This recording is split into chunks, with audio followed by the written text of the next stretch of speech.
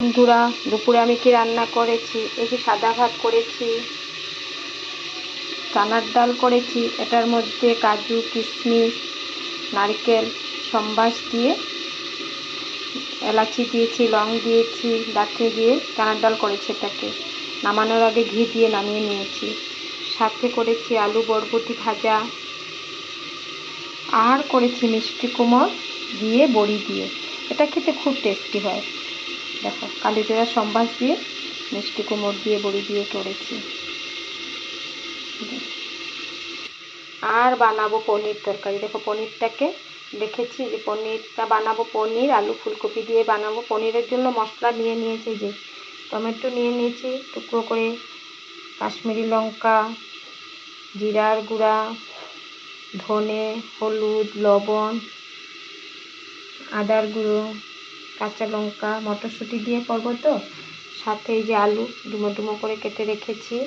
এই যে ফুলকপিটা একটু ভাজা বসিয়েছি, একটু লাল লাল করে ভেজে নামিয়ে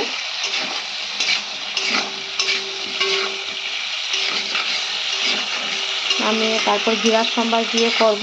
এটা দেখো, একটু ভেজে নিই। পনিরটাকেও একটু ভাজবো, একটু আগে ফুলকপিটা ভেজে নিই।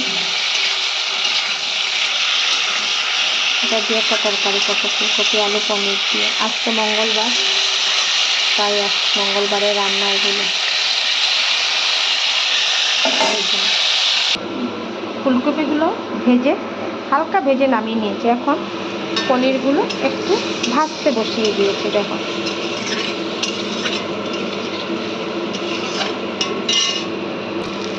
দেখো পনিরগুলি একটু হালকা করে আমি ভেজে নিয়েছি।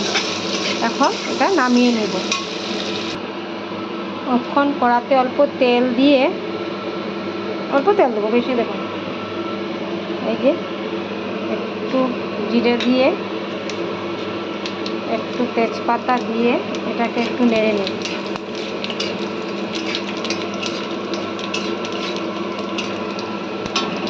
নেড়ে আলুগুলি দিয়ে দিন। আলুগুলিকে একটু নাড়ব।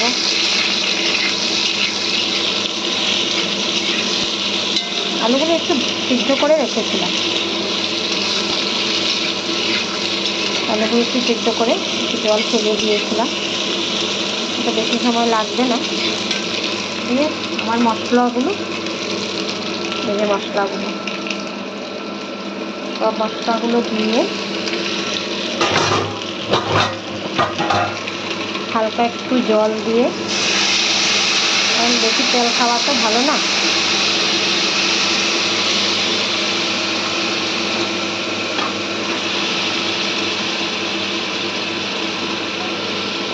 সাথে মটরশুঁটিগুলোও দিয়ে দিলাম, ধুয়ে রেখেছিলাম। এখন এটাকে একটু কষিয়ে নিই।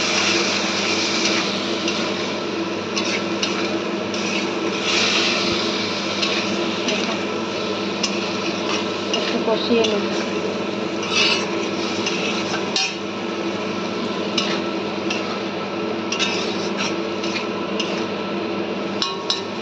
একটু ঢাকা দিয়ে দেই।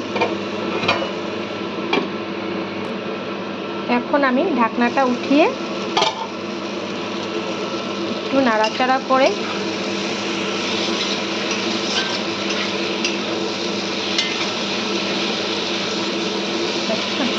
ফুলকপি আলু পনিরগুলোও দিয়ে দিব, সাথে দিয়ে একটু নাড়াবো।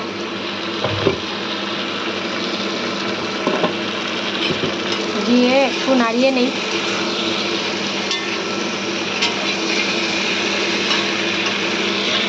ফুলকপি পনির সব দিয়ে দিয়েছি একসাথে, এগুলো ভাঙবে না।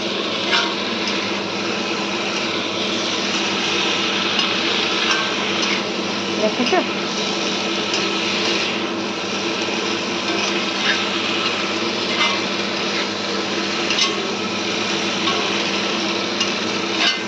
এখন অল্প জল দিয়ে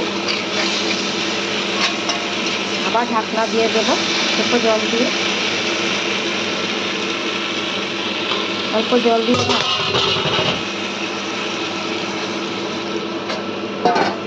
আর দেবো না, জল দিলে কতটুকু হয়।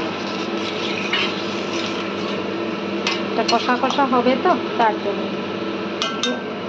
ড্রাই ফ্রাই টাইপের হবে।